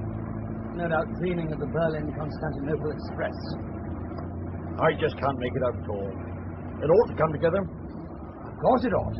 Only there's rather a lot to fit in. And you're certain that we're not just investigating a series of practical jokes? I am. We're investigating murder, and perhaps attempted murder as well. But you don't murder somebody by persuading him to hide in a pigsty. There's that Heyhoe. And old Mrs. Grope. I suppose you'll agree that you do murder somebody if you persuade her to fall down a well. But hitherto, old Mrs. Grope's falling down the well never aroused the slightest suspicion of foul play. I agree. But the point is that Mrs. Grope was Heyhoe's mother. You can't get away with Heyhoe. I shouldn't at all want to attempt anything so disagreeable. But if you're going to hot foot after homicide, you may find Heyhoe a broken reed. What do you think the doctors will say he died of? Exposure. Precisely. And how do you know he didn't die of exposure before he was buried in that grotesque way? It would still be a crime. That's very true. A judge would take an uncommonly dark view of it. But how would Ranulph Raven regard it? That is the question. Ranulph Raven? I don't understand this Raven business at all. Seems plumb crazy to me. How should he come in? Because everything that's been happening, and more has been happening than you've heard of yet, is related either closely or vaguely to something or other in Ranulph Raven's books. It's a correspondence so odd that it's hard to recognize. For instance, you yourself have told me the story of some yarn of Ranulph's you once read as a boy, while quite failing to see that it bears a point-by-point resemblance to all this turning-to-stone business at Tippin Place. Good Lord. Why was Sir Mulberry, a notably courageous man, rattled or scared by those idiotic incidents? Because buried somewhere in his mind he had this yarn of Ranulph's. And if the analogy from that yarn, the Medusa's head, continued, it would be his white lady farmer who would be overtaken by some uncanny fate at the end. But all this talk of sorcery. And now, Heyhoe. Again, there is a correspondence with the Ranulph Raven story, or something like it. But it's not as simple as that. You see, Ranulph Raven stories sometimes have the appearance of coming true. Now, Heyhoe... Wait a minute. Was he proud of this? Did he make a business of it? Yes. Or at least I fancy so. So, he would like this notion of the yarn coming true. It would amuse him to think of such a thing happening long after he was dead. And what is happening? What that old clergyman said. Something just like a Ranulph Raven story. And it's happening to his own family. An honest Victorian story of lost heirs. Yes, by heavens, secret marriages. Ranulph was married to Mrs. Grope, and Heyhoe, therefore, was legitimate. Heyhoe was married to Mrs. Hoobin. That's it. A perfect Raven yarn. Hannah Hoobin's boy is the legitimate heir of Dream. Well, well. You mean that there is probably a Raven story that runs on those lines, and that it amused Ranulph to plan for its coming through, bang in the next generation of his family? Exactly. Suppose now the Ravens found out that old Mrs. Grope knows the truth. Perhaps she tried her hand at blackmail, whereupon she fell down the well. And then? Well, the Ravens got busy. Ferreted out the fact that the half-wit too was legitimate, so both he and Heyhoe had to go. They had to go. But the boy didn't go. He stopped in a pigsty. As for Heyhoe, he went all right. But instead of having an accident which might get 2 or 3 lines in a local rag, he dies in conditions so fantastic that tomorrow morning every national paper will very likely be splashing them. And the last thing the Ravens would want is publicity that would draw attention to their father. And that is just what Heyhoe's death will do.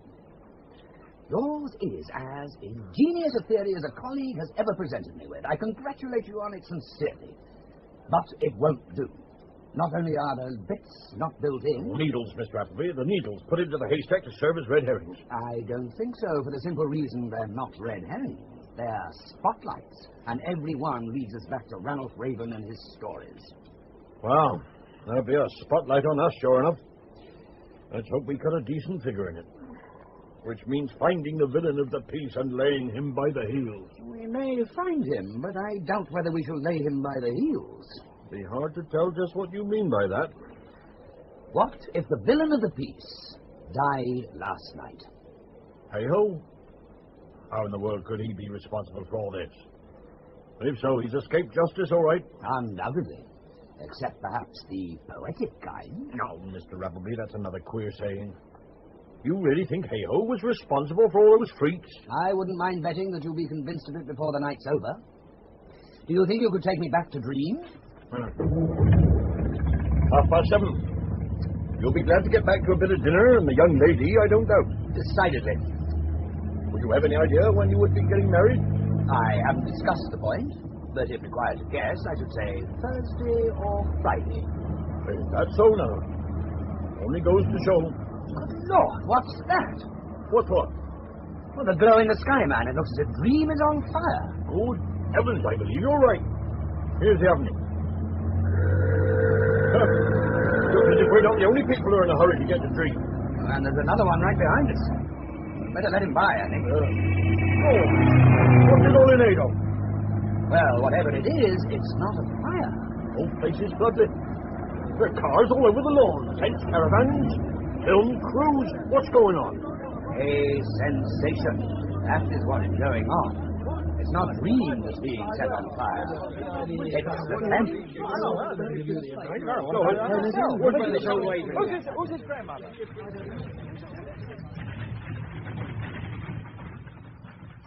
It seems that we are virtually under siege. The whole place is overrun by journalists. Bidewell is drunk. Peggy Pictures has been given 18 pairs of silk stockings, and Mark knocked down a man who got into Judith's studio with a camera. Good Lord. And just look at the evening papers. Body in snow. Folklorist tells. What folklorist? He means Billy Bidewell. Listen. The victim once chosen, said Mr. Bidewell, it was only a question of waiting for a heavy fall of snow. Then they would settle. And just listen to this out there. Dream Voyager's grisly end. Young sculptress's ordeal. Sculptress? That should please Judith. Good Lord! Haystack refugees find Heyhoe rigid. Oh, yes, I should have told you that Judith has announced that she is going to be married to you on Wednesday. Everard approves, but Clarissa says that we must insist on the Archbishop of Canterbury's imposing a decent delay. I congratulate you most heartily, and I hope that you will be very happy.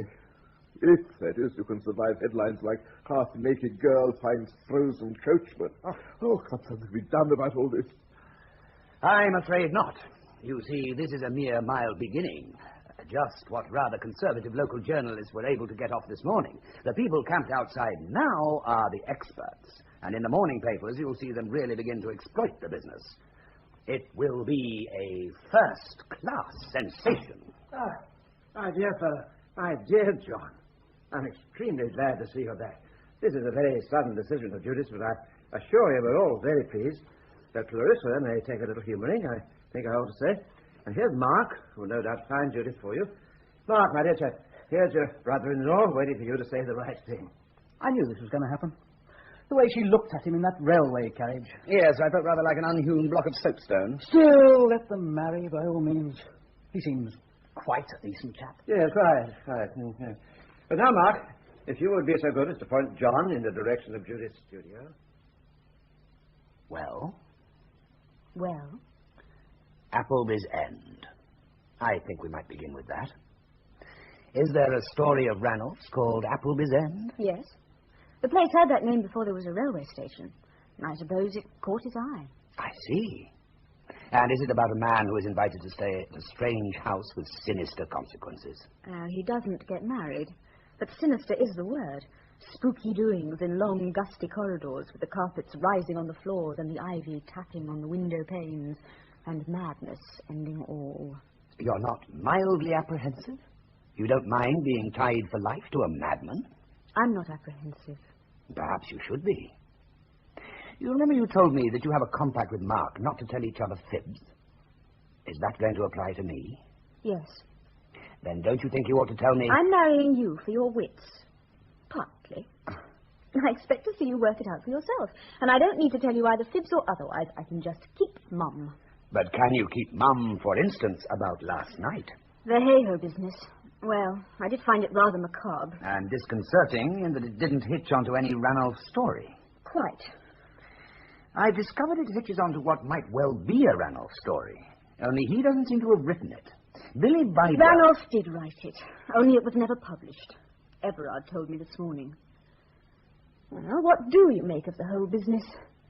It's the work of an artist, and therefore quite probably of somebody with raven blood. Perhaps of somebody interested in dreams because brought up at a place called Dream. For dreams, you know, use whatever is lying about. A man called Appleby in a place called Appleby's End, there's pure dream material in that, and it's not been missed. Only, of course, this is a thoroughly practical and businesslike dream, or was meant to be. If I were marrying you for your wits, it looks as if I should be getting a bargain. Heyhoe dies, and his body is found lying in some lane. The dream artificer promptly exploits the fact, and there he overreaches himself, because in England you can't do that with a body, however dead, and get away with it. Yes?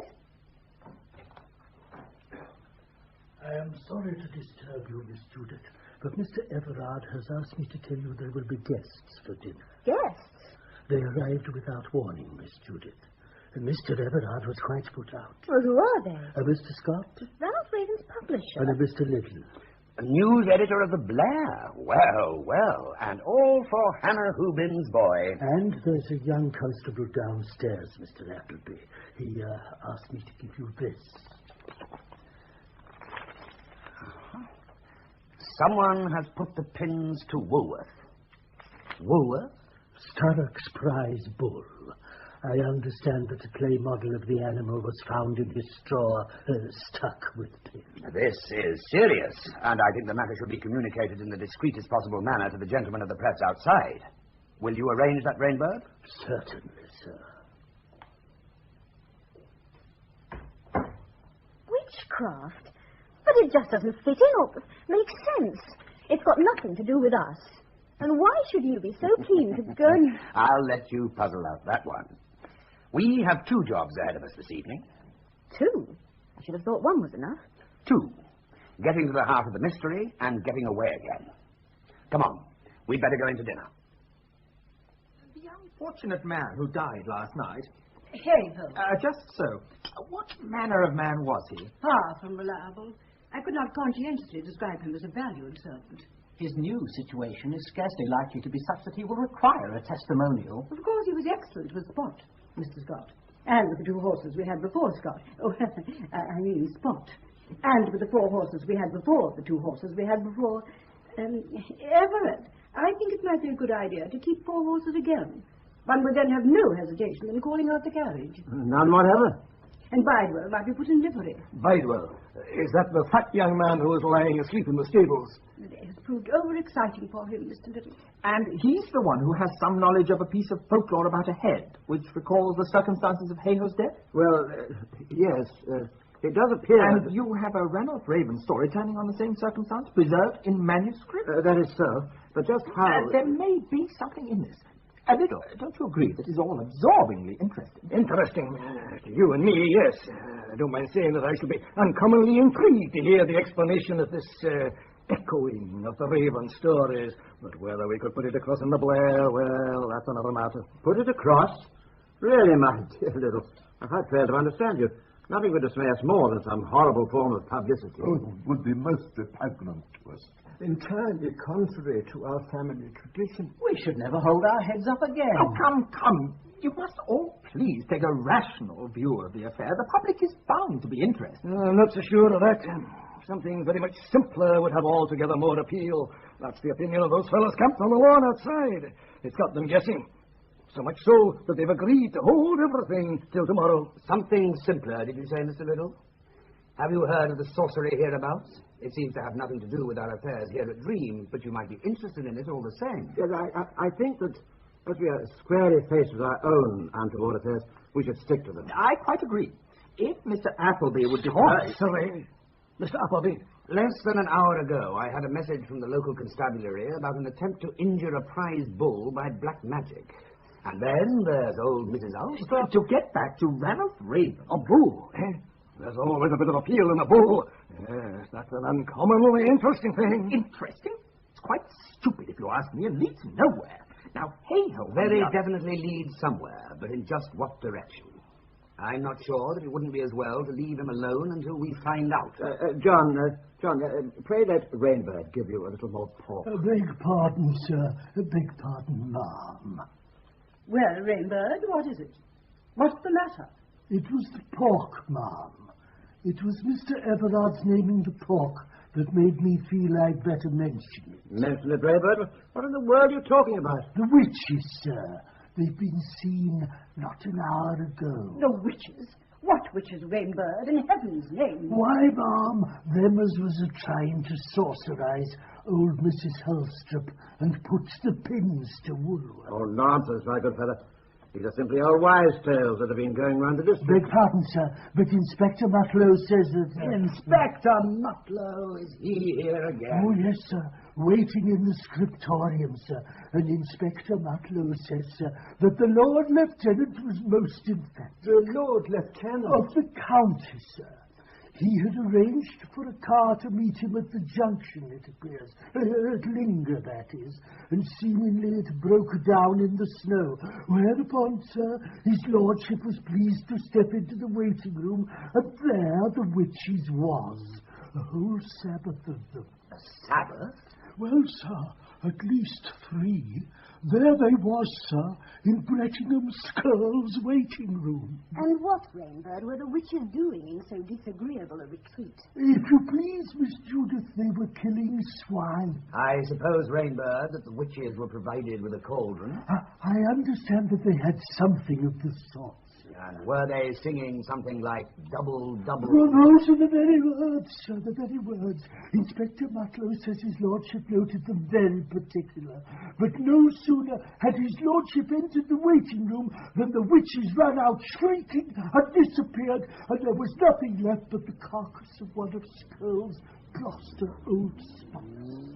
Do you mean to say that a nobleman of the county is actually prepared to swear that he has had an interview with witches?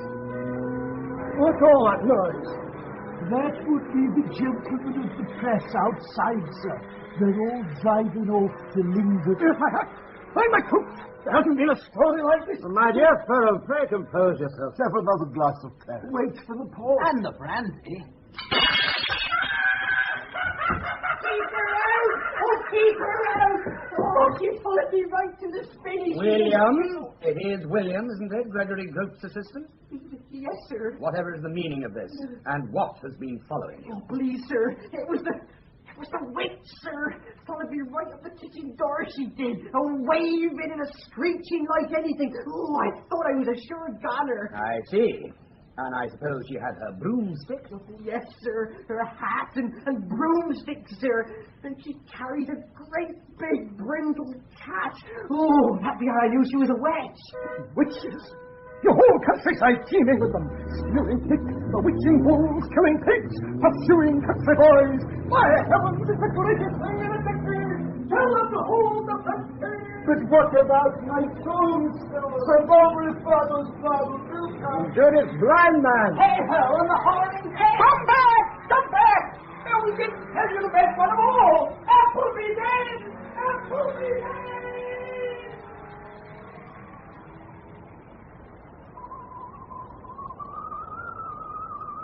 A frost. An absolute frost. Scott Doctors will do all he can, but I've no doubt as to the outcome. An absolute frost. A frost, Everard? As a lexicographer, you ought to speak more accurately. What you mean is a close shave. But I think there's a visitor coming. I wonder, will he make up for Liddell's departure? Right, it's the rector. And carrying a cat. No! Good evening. Is the hour too unseasonable for a visit? Oh, not at all, my dear sir, not at all. We're all delighted to see you at any time. You're on your way home from your pastoral cares. Precisely so. My evening activities could scarcely be better put. Rainbird, be so good as to take my Gladstone bag. And I wonder if... Oh, bless my soul, what ails the boy? Brindle cat. William has just seen a witch, and as it happens, she appears to have had a cat much like Hodge. Oh, dear me. William, do you think this was the witch's cat? Oh, no, Mr. Smith. Ah, well. There you are, Rainbird. And I wonder if I might ask Peggy Pitches to give Hodge a saucer of milk. Of course, my dear fellow, of course. Let us all retire to the scriptorium. Rainbird can bring us coffee. We may make quite a snug evening of it. In conversation with Inspector Mutlow. Oh, dear me, I'd quite forgotten him. But John, I'm sure, will be able to manage all that. Yes, I think it would be wise to leave it to me. And to Mr. Smith. Smith? Well, I can hardly see that... We must all regard ourselves as hares. Little hunted hares. And Mutlow is a whole pack of beagles in full cry. And Mr. Smith here, and his two sons, if I'm not mistaken, are fellow hares who have been obliging enough to cross the scent. But the situation is critical still.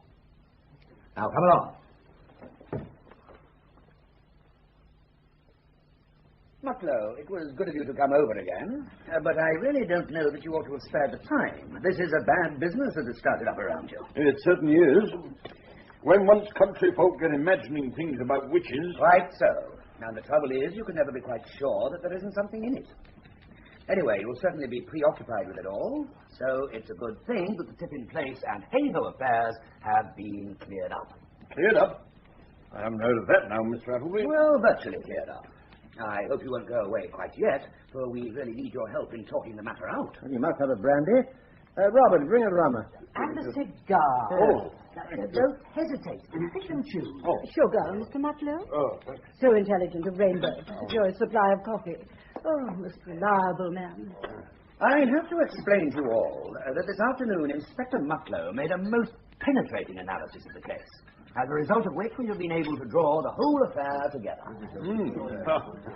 I am sure none of you will want us to mince matters. It will be best that we have the whole truth at once. I really think that the presence of the family solicitor... No, not at all. Let us have the whole truth at once, by all means. Very well. The truth is this.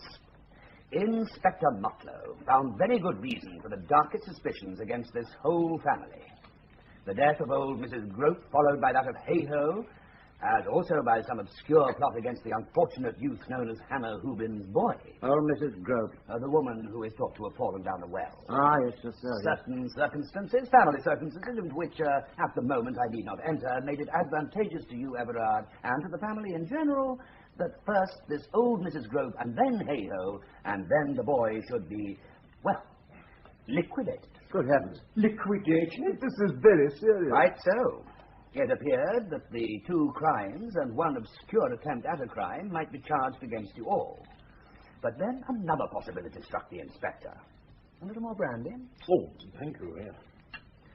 Mutlow saw that it was more probably, indeed almost certainly, the old man Heyhoe himself who was at the centre of the whole thing. Did I? Well, I suppose I did. And that the burying of Heyhoe in the snow was poetic justice. Poetic justice? Boiling oil would have been poetic justice for that old wretch. Really, Clarissa, have a cigar. I mean, pray take another cup of coffee. For when we reviewed the whole run of the case, we found in some fantastic way everything led back to Ranulph Raven and his books. It was almost as if someone was playing a spotlight on them. Now, if the family circumstances to which I have alluded were as we believed, it would be utterly against your interest as a family to have any attention drawn to Ranulph. On the contrary, it would be in your interest to keep Ranulph well buried. With Heyhoe, however, just the reverse held. It was to his advantage, or so he suspected, that the widest notoriety should be given to Ranulph in his biography. And with the cunning of a half-educated, half-senile, but extremely formidable old man, he took the extraordinary way to it that he did.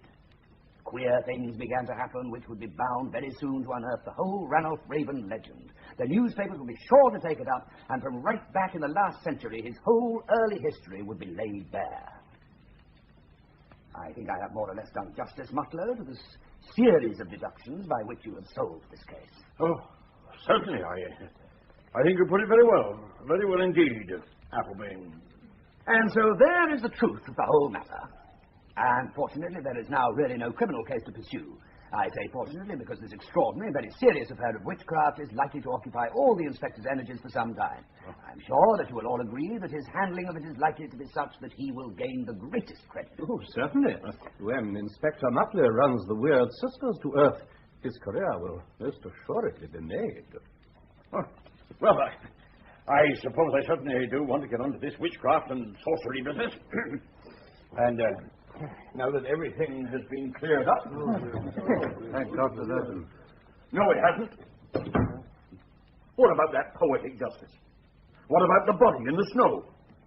You found out that the old man was up to some devilry. You found him out, some or all of you, and you hoist him with his own... My dear officer, if you would only consider... Another cigar. Have some more brandy. Mutlow, that is the one particular in which you went wrong, and I don't doubt that it was my fault.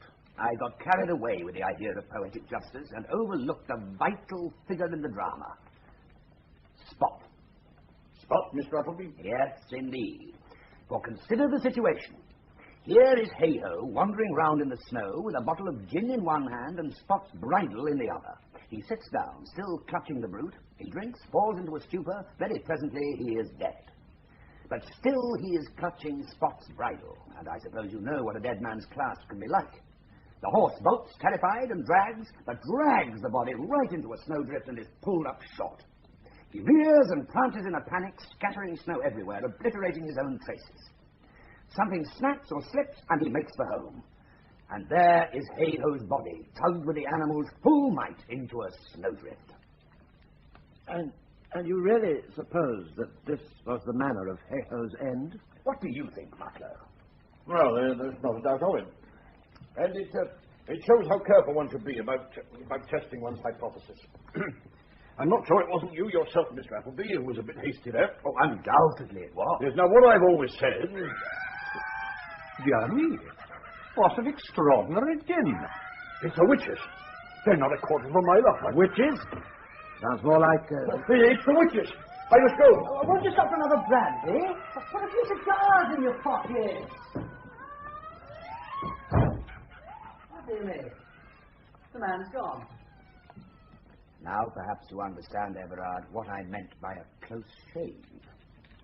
Let us hope the inspector will not have any second thoughts. I think the witches will occupy all his energies. I trust they will. Now let us turn to the real motive. Publicity for Ranulph Raven and his works, or shall I say the cannibal instinct of the Ravens? Cannibal? You'd have no luck with the waxworks or Theodore's marbles, and the library shelves were virtually empty. There remained only Ranulph's novels. Was it conceivable that the long-since-defunct reputation of Ranulph could be profitably revived? He would be copyright still for a few years, and there was a certain amount of unpublished material. 7 trunkfuls of it. But on their own merits, Ranulph's books would never rise again. It was a sensation that was needed. Something that would be written up lavishly in popular papers and create an interest in this forgotten writer that clever editors and publishers would exploit. So you started with the little affair of the coach of Cacus, a mere trial run to see what you could do. You tried to cause a stir over Luke's tombstone, but his solicitor put a stop to that one. But your really determined attempt was over the Medusa head. Here was all this marble of Theodore's lying about, and nobody so much as willing to make a tile out of it.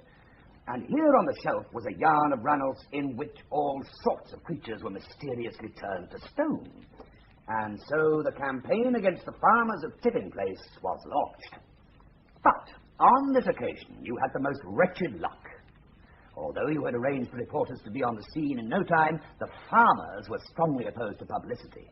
And as it happened, they both had a strong pull with the Banner and the Blair. Whereupon you went so far as to persuade the Hoobins, who were both a shade simple, to get their boy away from Tipping Place and hide him.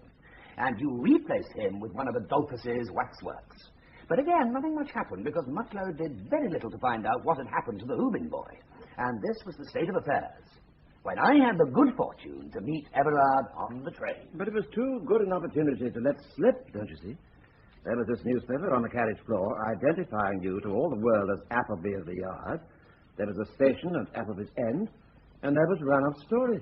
But what did you intend to do with me? Well,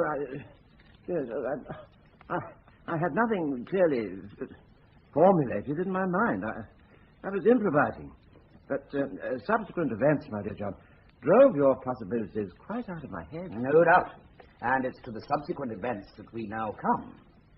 When Judith and I were separated from the rest of you by the accident at the forge, she was left with rather a tricky problem. I was an Appleby and a Scotland Yard detective. How did I fit in? Was I spying upon the whole plan, or was I an innocent instrument of Everard's? She chose to pump me full of Ranulph mystery, and was more communicative about her family than such a well-bred young person would naturally be. It was odd. I am not a well-bred young person.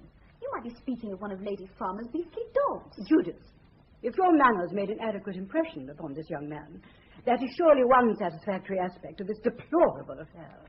And never forget, child, that even an artist may be a gentlewoman. Yes, Aunt. And now for Heyhoe. The accident had given him a shock, and he abandoned Spot and wandered off with his bottle of gin in the snow. The rest of you separated to look for us, and each made your own way independently. So the next adventure was Everard's alone. And I think, indeed, that he kept his own counsel for the rest of the night. Oh, dear. Smith, you are not like this. You are not like this at all. What John says is quite correct. I came upon Heyhoe's body, quite by chance, and suddenly there came into my mind an old, unpublished story of Ranulph's about a gentleman who used to take earth baths in his spinney. I don't know what came over me. Everard has always been of a sanguine disposition, with a genius for making the best of things. He simply made the best of poor old Heyhoe. No doubt. And now your plan was fairly launched at last. Within 12 hours, it was showing every sign of presently becoming a national sensation. Unfortunately, this ghost of Ranulph's that you had summoned from the grave was likely to prove a very Frankenstein. And the reason for this lay in the family circumstances which Mutlow and I became possessed of this afternoon. Tell us. Let us hear the worst. What can these mysterious family circumstances be? I can explain in very few words. I scarcely need to remind you that Ranulph was not among the more reputable of the ravens. He had numerous illegitimate children. Heyhoe was your half-brother, Everard, just as he was a sort of half-uncle to Mark and Judith and a cousin to Miss Clarissa. Now, you may remember me asking if Heyhoe was older than the rest of you, and you declared he was. The point of the question you will realize at once if I ask you another. Are you really certain that Heyhoe was illegitimate? Heyhoe? Heyhoe's mother became, or thought she became, a Mrs. Grope. But I'm afraid we shall find that Ranulph Raven, perhaps for some eccentric delight in the possible consequences that might result long after, had contracted a previous marriage with her. And this means that Heyhoe was your father's only legitimate child. Heyhoe? And when you remember that this same old Mrs. Grope met her death in a way which could well be given a sinister interpretation, you will see what danger Everard was in when he was playing tricks with Heyhoe's body. But that's not all. Not all? Most unfortunately not. For just as Heyhoe was your father's legitimate son, so is the half-wit boy involved in your tip-in-place plan Heyhoe's legitimate son. Or at least it seems probable that it was so. You mean that these family circumstances, as you call them, are still purely conjectural? As far as I am concerned, they are.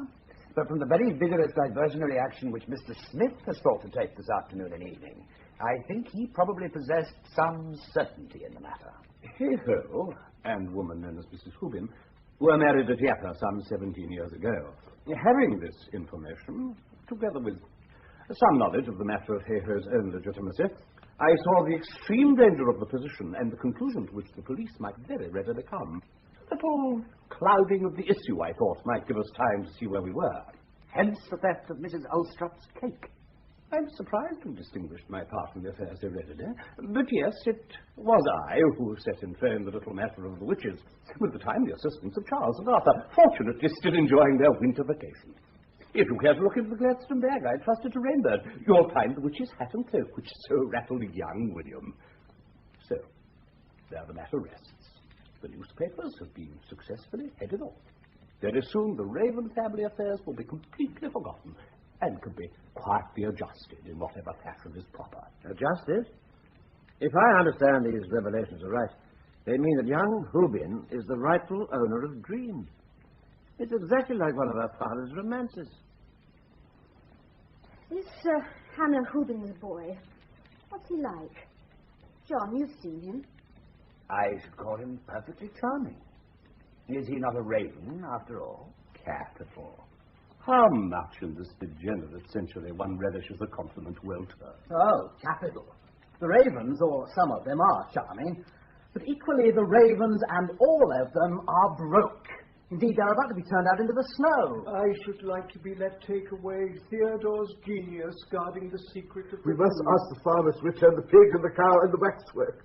Though explanations will be a trifle difficult. The other day I had a letter asking me if I would undertake a dictionary of universal biography in 40 volumes. I'd better write it once and accept. I understand that all this turns upon the supposed marriages of Ranulph and of the man Heyhoe. That is so. Then we may desist from this nonsensical talk and go to bed. I beg your pardon?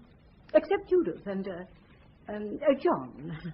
They may remain chatting by the fire. I suggest that they consider taking the whole farm. That will be most convenient, I think. On Sundays, we will expect them to take luncheon with us at Dream. I must remember to tell Rainbird. Clarissa, possibly you're overtired. I suggest that... I understand you to say, Mr. Smith, that the man Heyhoe had married the woman now called Mrs. Hoobin some 17 years ago. There can be no doubt of it. So there can be every doubt of it, sir. No legal marriage can then have taken place. May I ask why? Mr. Smith, I fear that you may. 41 years ago tomorrow, I married the man Heyhoe myself. It is true that I had reason to think better of it a few days later, and paid him to be silent. But he died my lawful married husband. Everard, Robert, Luke, you need not stare so. Was he not a raven after all? In Appleby's End, by Michael Innes, dramatised by Michael Bakewell, the part of Inspector Appleby was played by John Hurt, Everard by John the Measurer, Clarissa by Joyce Redman, and Judith by Pippa Guard. Inspector Mutlow and Heyhoe, Christopher Benjamin, Mr. Smith, Trevor Baxter, Colonel Pike, Jack May, Sir Mulberry Farmer and Liddell, Hugh Dickson. Rainbird, John Sharp, Luke, Louis Stringer, Robert, Anthony Newlands, Mark, Richard Derrington. Billy Bidewell, Christopher Douglas, Gregory Grope, David Gooderson, Hannah Hoobin's boy, Stephen Garlick, Brettingham Skirl, and Scott, John Livesey. And Pauline Letts played Hannah Hoobin, Mrs. Ulstrup, and Lady Farmer. Technical presentation by David Greenwood, assisted by Tim Sturgeon and Paul Pearson. The play was directed by Jane Morgan.